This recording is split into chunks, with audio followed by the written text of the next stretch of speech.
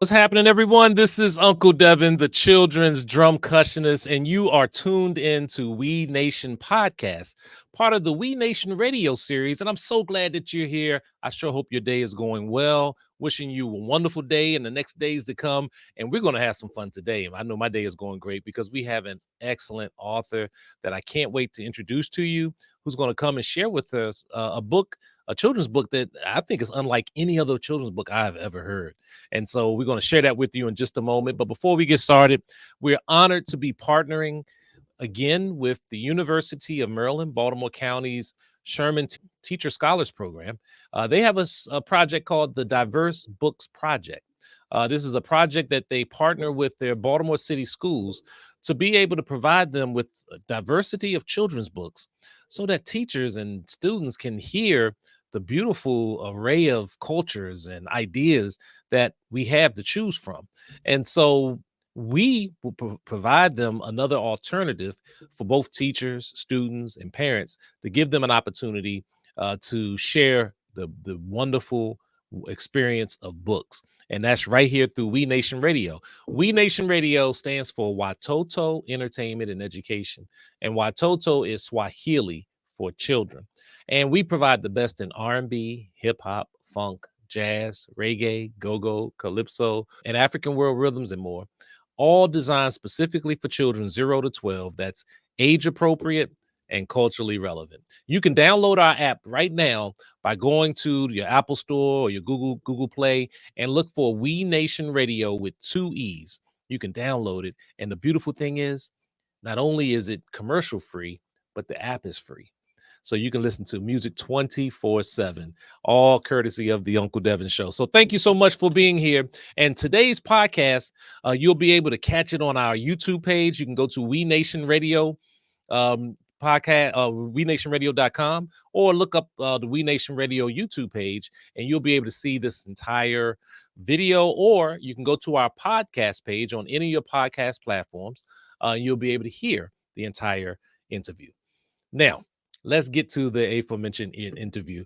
I am honored to have someone that is in a field that I have not really ever spoken with someone that comes from this field, and it's very necessary. Not only necessary, very important field. I can't wait to have her to speak to it.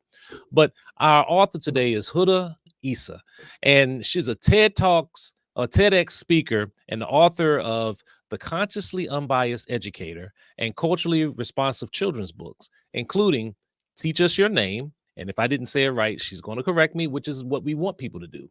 All right. And Common Threads, Adam's Day at the Market, and Courtesy is Kindness.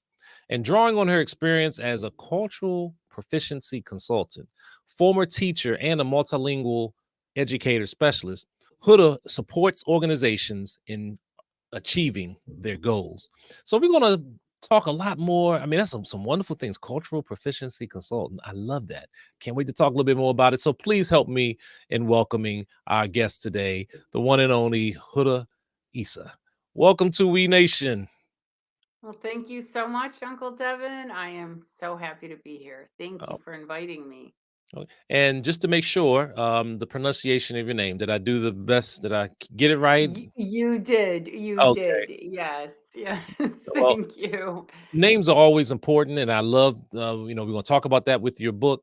And But how do you generally have people to remember your name if they want to pronounce it? Because I know sometimes it can be difficult based on just different people's backgrounds. Yeah, definitely. Our names come from so many different languages and they're very common in different parts of the world, and then they might not be so common where we live. And I know that's the case with my name. So if I were to go to a country where people primarily speak Arabic, which my name is an Arabic word actually meaning positive guidance in Mm, Arabic, and that name is Hoda, no one would have any difficulty saying my name because it's just a common name. But they might have difficulty if they came here. They might have to ask you twice, oh, how do you say Devin? Or yes. how do you say this name, right? So it's all part of a learning process. But through our names, there is so much Hmm. to learn.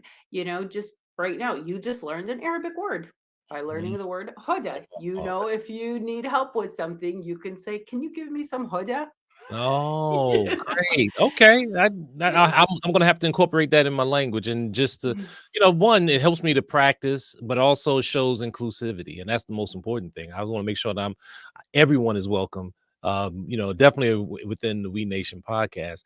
And speaking of such, you said that it's an Arabic name. So tell us a little bit about your background. Yeah. So I was born and raised in Michigan, Mhm. and my ethnic background is I'm Palestinian. So Okay. my grandparents were refugees, and they were had to leave the country and live somewhere else. So they primarily live in other places now. In my family, my parents moved to the U.S., which is where I grew up. Okay. And what part of Michigan are you from?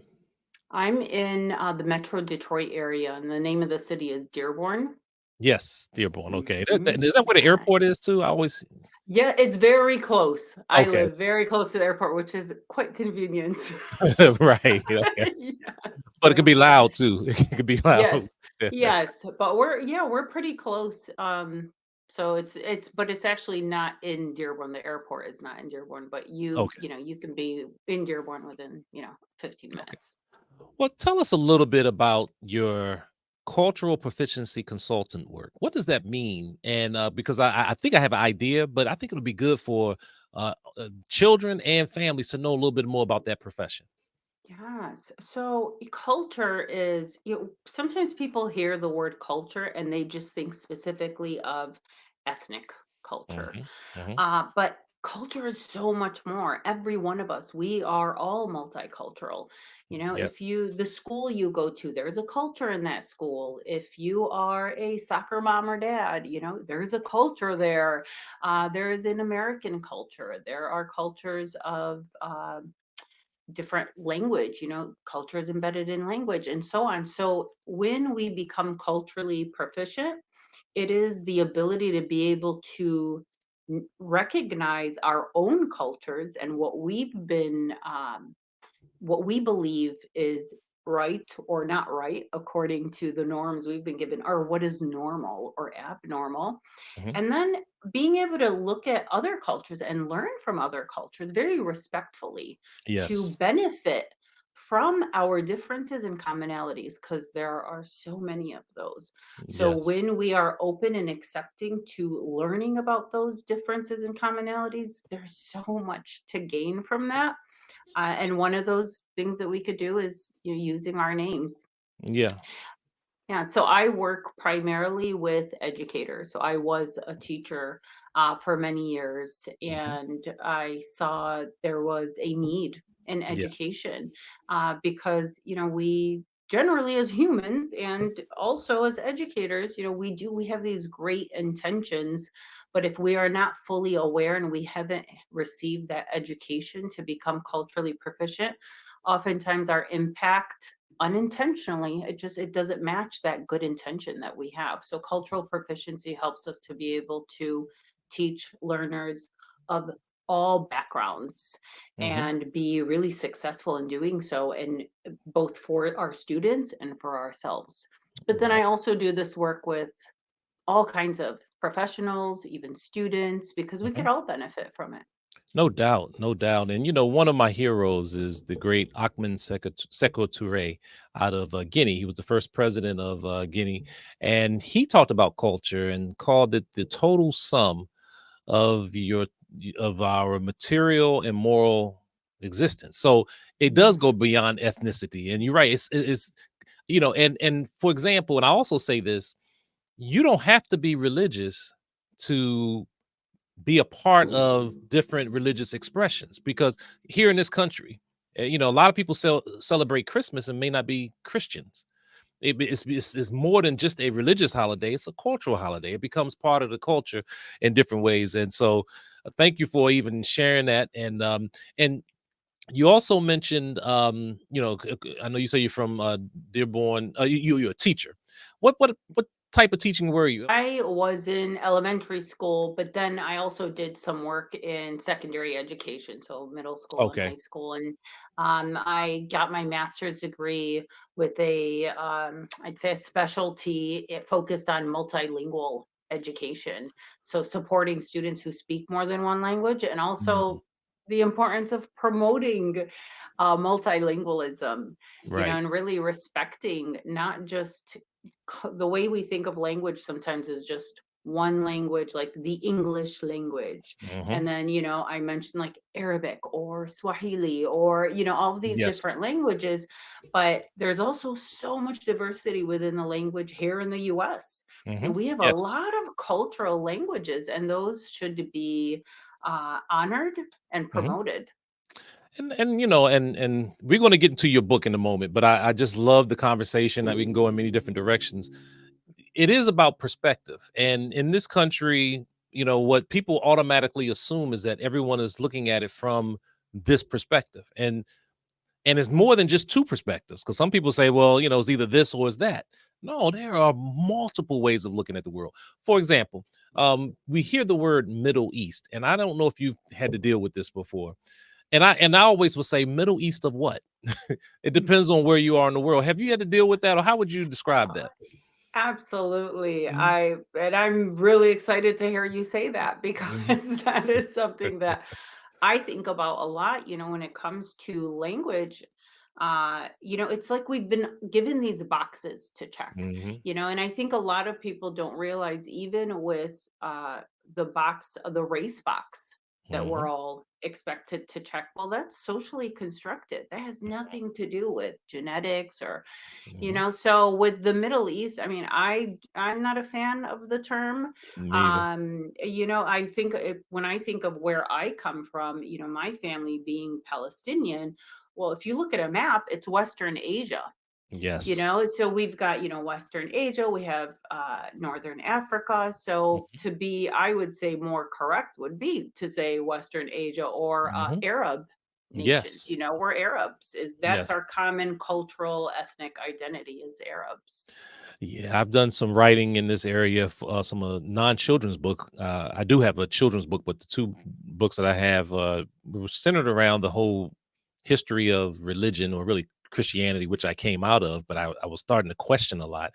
But that whole thing about, like you said, Asia, you had Asia Minor, they called it, or the word Caucasian comes from Asia. It's just, and the word Cauc simply means white. So they were like white Asians, because the further you go north, you're further away from the sun, your skin will get light. So it talks about the biology of everything, at least from what I've come to understand. And I'm with you on that. I've always asked that question, the Middle East of what? Or if someone says, some it assumes that I have a map of the world, but the map is totally upside down to what people are used to seeing. And the name of the map is called What's Up, South? Because it depends on how someone looks at the world. If they look at the world this way, they turn it no one is wrong for how they see the world, and that's the most important thing. And that's where perspectives come from. And I'm sure you deal with that a lot in your background into multilingual education and cultural proficiency. Absolutely. Yeah. Even so I work with educators both in conferences and also with I visit, school districts, and I'll work with some educators in series where it's an ongoing program, and perspective is huge Hmm. in that. And one of those things, actually, just speaking of, the map that you mentioned, if you see a map to scale, it is striking the difference. Yeah. It's like, oh, these Yes. countries, we've always seen them look really big, Right. and these countries look really small. Where when you see it to scale, that's the closer to Yes. reality, and it's eye opening. And so we have to always be looking for opportunities to Hmm. enhance our perspectives for sure and Absolutely. broaden them. Absolutely, absolutely. And you've done a great job of doing that through your books. And I mentioned some of your books, but I know the one that we're talking about today. First of all, I want to congratulate you for having your book selected. It was selected by the Baltimore City's teachers and students, and so congratulations. That is a great opportunity, and I want to thank again the University of Maryland, Baltimore County for this opportunity. And by the way, I'm an alumni of UMBC as well, so I got to give them a shout out. But Yes, we want to thank you. talk a little bit about your book. Teach us your name. Now, the first thing is that we noticed on the front cover of it, you had the word "tell" crossed out. Right. Explain the purpose for that. That's right. So, oftentimes it's just, oh, what's your name? But there's so much within our names, whether it is what language it came from, the meaning of it, why our parents chose that name, what Mhm, influenced that, what does our name mean to us? There's so much involved. When we look at names as a learning opportunity, that mhm, is going to make all of us feel more valued, and we're going to learn more from each other. So it's absolutely beneficial to be able to really take those opportunities mhm. and being able to use each other's names more often. Because when Yes. we are, when we're like, oh, I don't know exactly how to say that, and our norm right now is, I find a common norm is there's this hesitance, so I'm just not even going to say it. I don't want to offend them if I mess it up. And then the Mm, person on the other end is like, oh, I don't want to make them feel bad if I have to correct them. mm. So having this norm of, what, it's a learning process, and Yes. and it's worth Yes. learning. Yes, it is. And names are important. I've often thought about, my name. I mean, my mother, if mother and father gave me my first name, Devin, and then Walker. I have never really looked up the history of it, but of course, because of, forced slavery, we took on names of our slave masters, and I'm sure somehow, somewhere down the lineage, we were the walkers of the goats and the cows and but I've never changed the name or one. Because that disconnect, I never even figured out where my lineage goes back to, or if it's here. But I think but I also now go as Uncle Devin. And I do that very intentionally because in this country, the word uncle, and especially in the black community, has always been used as a negative pejorative towards blacks. And I said, no, I'm not going to allow them to take that name. A very important part of the community are uncles. And so I now embrace it, and try to show the positive aspect of what the term uncle represents in our particular community. And so when I saw your book, I was very impressed with the story. I had never heard of a story about this. Talk a little bit about the story and how you came about writing the book. Tell slash teach us Mhm. your name. Yes. Yeah. So, well, I have to respond to what you said though, Oh, Uncle sure. Devin, because it Mhm. was just, Okay. those that is one of those examples of Mhm, how our names spark these conversations that mhm, sometimes people don't think about. mhm, When we are able to access information to our family's names, mhm. our ancestors, that's a privilege when we're Yes, able to do yes. so. And there are Yeah. a lot of people in America who don't have that privilege. Mhm, And, in my work with educators, I often will ask people, how many of you know what your family's original family name was? mhm, When, unless you're 100% indigenous to this country, we are all descendants of mhm, people who originated in a country other than this one, another land. And I mhm, say, how many of you know what that name was? And if they do, I say, how many of you know if that name was changed due to bias? mm. And you find so many of them Yes. say that that is their story, Mhm. because unfortunately, that's another story that comes up, from names, our reality. Yes. And I love that what you're doing with Uncle Devin, and you're absolutely right to do that. And that's one of the power of names is Mhm. we are working to change norms.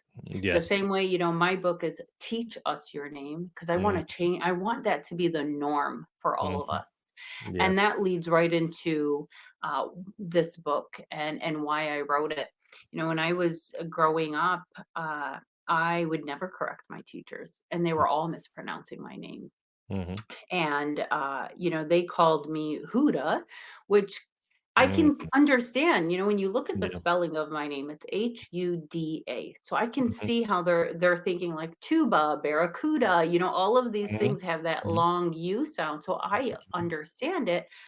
But for my parents, when they were writing out how to spell my name, mhm, Huda, it made sense to them with that mhm, U. And so, but when my teachers would say it, I just felt embarrassed to say anything. And I was like, oh, but my teacher, my teachers know everything, and I've got to respect my teachers. And so I'm not going to correct her. She must be right. And something must be wrong with my name.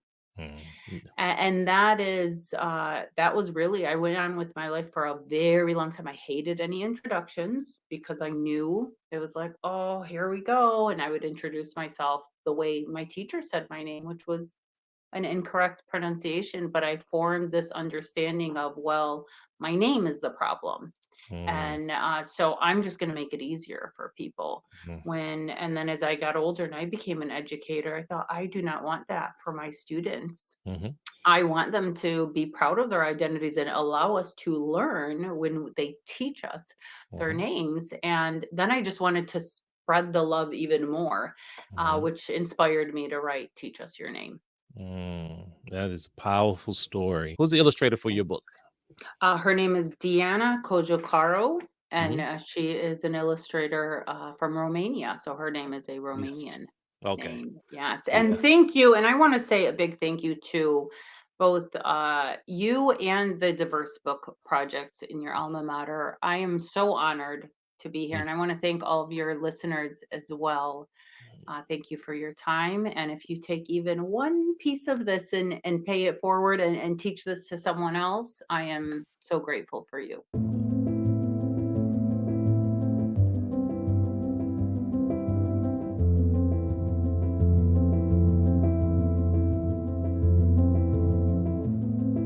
Hello, my name is Huda Essa, author of Teach Us Your Name and Common Threads, Adam's Day at the Market. Today, I'm going to read to you Teach Us Your Name by me, Huda Essa, and illustrated by Diana Cojocaru. It was the first day of school, and the words I dreaded hearing tumbled out of my teacher's mouth. In a cheerful voice, she said, "Now, I'm going to take attendance. Please raise your hand when you hear your name. Oh, and please correct me if I'm saying it wrong." She sent all the students warm smiles after reading their names. Paul? Kathy? Melanie? I cringed, knowing my name would come soon. David? Paula? Then it happened. I saw her smile fade, her eyes squint, and her lips pursed together like she was trying to figure out a tricky puzzle. She quietly cleared her throat. Well, let me see if I can get this one. Is it Karma Zine? Am I saying it right? Her voice swelled with hope. I bashfully nodded my head. Okay, good. She smiled with relief and content. I was too embarrassed to look up again, afraid I'd see others laughing at me. My teacher continued with attendance, but the only voice I could hear was the one in my head. My name is pronounced Karima Yasina Dean. Oh, I hate my name. Why do I have to have the ugly, terrible, weird, and ridiculously long name?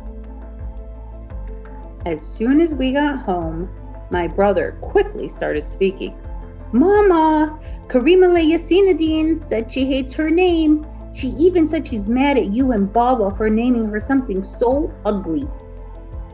I can't believe you! I shouted at him, jumping up as he snickered and ran away.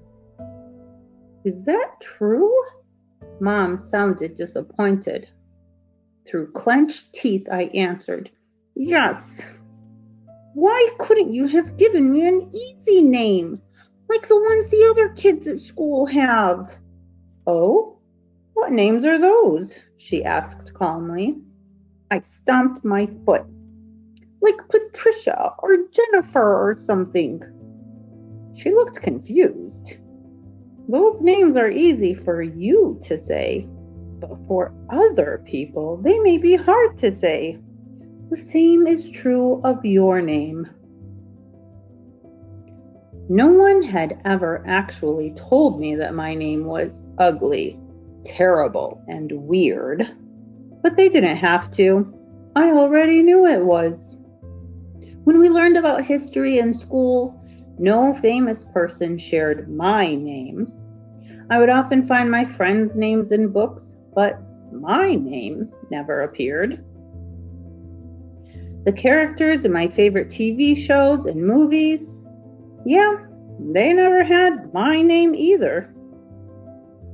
Trying to squeeze my name into spaces made for normal names was becoming a pain. I never found a bracelet, mug, or even a flimsy keychain with my name on it. My mom tried to buy me a special bracelet, but was charged additional fees for all the extra letters. Then it was too long to be a bracelet anymore, so we had to change it into a necklace. One of my classmates pointed out that my name was almost as long as the alphabet. When he said that to the whole class, he was smiling, but I was not. My teachers and classmates began calling me Carmadine. I was too shy to correct them. Eventually, even though I hated it, that's what I started calling myself too. It was just easier that way. Then, in one wonderful summer, Mama and Baba took us on an overseas trip to visit family. We spoke a different language there and got to see new places and friendly faces. Every day felt like a new adventure. My grandma, Siti, was one of my favorite people there. Everyone loved listening to her stories, which always seemed to hold valuable lessons. One afternoon, in a matter-of-fact voice, she said, "My dear, your mother tells me you are having troubles with your name." It was only then that I realized I hadn't thought about my name once the entire trip. Everyone there seemed to have already heard of it, and most people had nice things to say about it. Her voice was soft as she asked, "Do you know what your name means, Karima Yasinadine?" I thought about it for a moment, and then shook my head. With a tender smile, she said, "Your name is a beautiful word that means excellent guidance, and it is a big part of who you are. If you hate your name, you are hating an important part of yourself." "But where I live, it's so hard for people to say my name," I replied.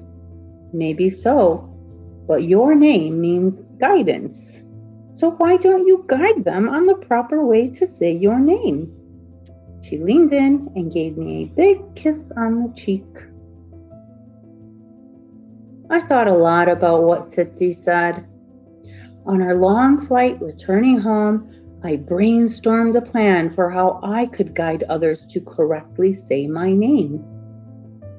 I stuck to my plan and kindly corrected anyone who mispronounced my name, teaching them how to pronounce it the way I wanted it to be said. I started to think that maybe I really was good at this guidance stuff, which made me want to do it even more. And that is exactly what I did. I became a teacher, and every year on the first day of school, I asked my students to teach me their names. Guiding people to take pride in who they are was so important to me that I even wrote a book about it. You're reading it now. And my lovely, meaningful, unique name is finally in a book that I want to read. So, now it's your turn. How will you teach the world your wonderful, amazing, terrific name? The end.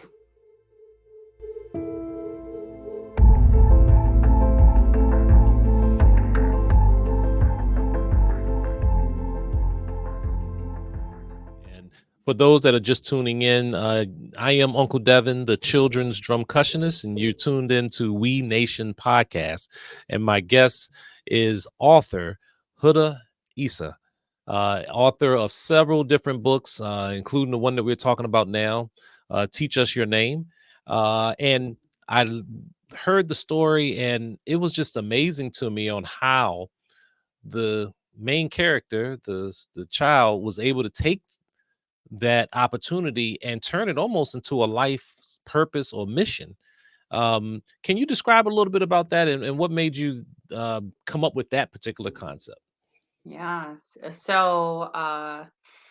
When I first was starting to write the story, it was about me and my story. And I actually began with the character's name being Huda. And then I shared it with different people, and they would read it and they're like, oh, but I don't know, like Huda doesn't seem like it's extremely difficult. Why don't we add a little creativity to this? And that's when I gave the character a 20-letter long name. And but that really is very much about what happened in my life. Being really ashamed of my name. I did not see much representation of my name, and of course, this all relates to other identities too, right? My many identities that I did not see represented, and for a child, what that does for us. Even if no one tells them, no one has to blatantly say, like, oh, you're different or you're not normal, and that's not good. Children are absorbing those ideas. And that's why we really have to be absolutely intentional with having these conversations. Yeah. Now, how do you pronounce the name of the child in the book again? Oh, yes. So what's interesting is I talk about, trying to be creative with it. I Uh-huh. made a combination of my nieces and nephews' names to create Oh. this name. Yes. There's been more nieces and nephews since then, but these were the ones at that time. Right. So it's Kareem, Alay, Yassine, Adine. So it's Okay. this long name, but it was Kareem, Layla, Yassine, Nadine, Dean. I combined all these names Oh and yeah. and made this one name. Yes. Well, and I have a friend of mine that's from Kenya, and he has about 5 different names, first, second, third, fourth, fifth name. And so I can never, I never thought about asking him, is that his preference? Does he prefer to have all the names listed, and whenever, like, he was in school, how he dealt with that when he came here to the United States. And each name is significant. Each name is culturally rooted. It's historical. It's so much power behind that. So the least we can do is, ask someone, which I love what you did in your book. You got to the point to, just ask someone, how would you like for me to say your name? That's right. Yeah. There's so And much to learn. Cool. there's a many people have heard of the golden rule, do unto others as you would want them to do unto you. And that's okay if you want someone to do unto you the way that they are being treated. So, for example, let's take the name Andre. I have a friend of mine named Andre, and let's say Andre, he rather you call him Dre for short. Well, if we take that golden rule and apply it across the board, do unto others as you would want them to do unto you, then if he meets someone else named Andre, he's going to automatically call that person Dre. Well, maybe that person doesn't want you to call him Dre. So instead of the golden rule, maybe we create something called the platinum rule, that treat others the way they want to be treated. And that requires you to get to know them, to get to learn and to hear from them first before making any assumptions. And so I think your book is a great example of that. And I loved it for that purpose. Thank you. I Yeah. love it. I love the platinum rule. That is Yeah, great. please Yep. pass it. It isn't mine. I'm a diversity. I've been in the field of diversity since the 1990s, and working in the field of equal employment opportunity, conducting investigations, mediations, and training. And that was a concept that I learned in some of my many years of training. So it's not mine. Pass it on. Now let's talk about something real light. Wonderful. Something real light. First of all, what's your favorite food? Oh, that is so hard to say. Oh my gosh. Uh, Um, okay, I mean, one of the first things that pops up is it's a Palestinian dish called maklouba, and uh-huh, it is rice, which is a staple for so many uh-huh. countries around the world, and it's vegetables, and they put it all into a pot, and then they'll add meat or chicken, whatever, or it could be vegetarian, and then they let it cook up with all these spices. It's really delicious. And then there's this like grand finale thing where they take it, they put a tray on top of it and they flip it. And Wow. makluba means to flip. Oh, So okay. and you flip it and then they lift up the top and it's like this big dome of, goodness. Right. Wow, that sounds so good. Yes, I'm getting hungry Yes, now. yes. Yeah. And what is your favorite color? Oh, it's so hard. That one's really hard. I love all the colors. Okay. Oh That gosh, that that yes, counts. I That's really do. fine. I really Okay. do. Yeah, I my As you can see all around me, there yes, is that's a color beautiful all painting, yes. around me. Well, and I when I was younger, my brother is 4 years older, and I used to anything he did, I did. So his favorite color was blue. My favorite color was blue. But I think if I have a favorite color, it might be indigo. I love that's kind of a different color, or green because it ain't easy being green. I always like to say that. I love it. Uh, Now, for aspiring artists or book authors, what advice would you give them if they want to write a book? I would say to really increase opportunities for students to or more children to see themselves in books and also to see a greater diversity of perspectives. Going Mhm, back to what we had talked about, I think for so many of us, I know for sure this was my experience, and working with educators and professionals and even college students, I see a lot of them have this shared experience of we have been provided a very narrow lens mhm, of who writes our books, who are characters in our books, who are characters in TV and movies, and who's giving us the news. mhm. All of this is it's important to bring in human diversity so that Yes. we can hear different perspectives, be exposed to them, and then we can broaden. I always think of it as that perspective is like this window that we're looking out of. And when Mhm. we get more perspectives, we widen that view, we expand it, and it's so much more beautiful. And we can also let more in, and we Yeah. can give more freely to make our world a better place. Yeah, no doubt. It's just amazing, in terms of a book author. And I've written a children's book, and I always encourage people to be patient. From the time that I had the idea of a book to the time it became a book, it's probably about a year and a half easily. And sometimes it's longer than that. So there's so many different factors that come into it. I'll end with this question, but it's a very important question. Have you been a victim of book banning? And what's your thoughts on that? Thankfully, I have not. Great. Thankfully. Great. But I have, my voice has been suppressed in other ways, Okay. definitely. And I think, this is very much connected to what we said. If we're not exposed to a variety of perspectives and views, Mhm, then, and we're taught that other views are, not normal or mhm, accurate, then we are more likely to buy into the belief that those views are wrong. mhm. And it's very easy to build hate Yes. and ignorance and not wanting to learn more. And when there are opportunities to learn more, sometimes for people it creates fear that they may Yes. lose some of the privileges they have when other people are provided equity and their voices are now being heard. Absolutely. All right. Well, thank you for that. And, I think, just taking a look at the time and being respectful to that, I want to thank you for taking the time to be a guest on the We Nation podcast. And I'm sure the children are loving the book and will continue to love the book. We wish the book and all your books much success. If anyone wants to learn more about you or learn about your books or even reach you, what's the best way for them to do so? Yeah, I would love to hear from people. You can contact me through nearly all social media platforms at Culture Links LLC. So that's the word culture, links, Links LLC. You can also reach me directly through my website as well and learn about my work there. And it is the same name, culturelinksllc.com. And finally, you can check out my TEDx talk on YouTube or the TED website, and it's called Your Name is the Key. And there you'll hear more about my story of names and how it benefited so many people in my classroom as a teacher and in the world, and really helping to build that norm of teaching our names and all the benefits that comes from that. Thank you for tuning in to another great episode of We Nation Podcast. Wasn't that great?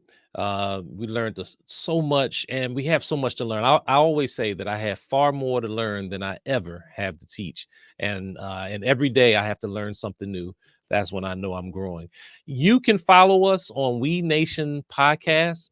Um, you can hear the audio, the full text of this through our podcast on all our podcast platforms.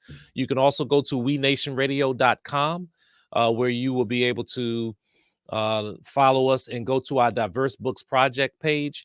And there you will be able to see a whole bunch of not only just the great work of Huda Essa that you just heard, but also a lot of other artists that have been part of this process. You can go to that page. We can also want to thank the Sherman Center, UMBC's Diverse Books Project. We put the information down on here. If you're listening online, you can go to shermancenter.umbc.edu/diverse/books projects. And again, don't forget right now, go to your phones, go to your iPads, go to any of your devices while you're in the car, go to CarPlay, download We Nation Radio podcast. Well, no, We Nation Radio, period, with 2 E's. Download our free app, give our children an opportunity to be children. So we will not force them to listen to inappropriate adult music. We have We Nation Radio for that. But listen, I have to get out of here. It has been so much fun coming to you today. Thank you for joining us. And as I've always said, one thing we say is just you got to remember that life is a drum. So beat it.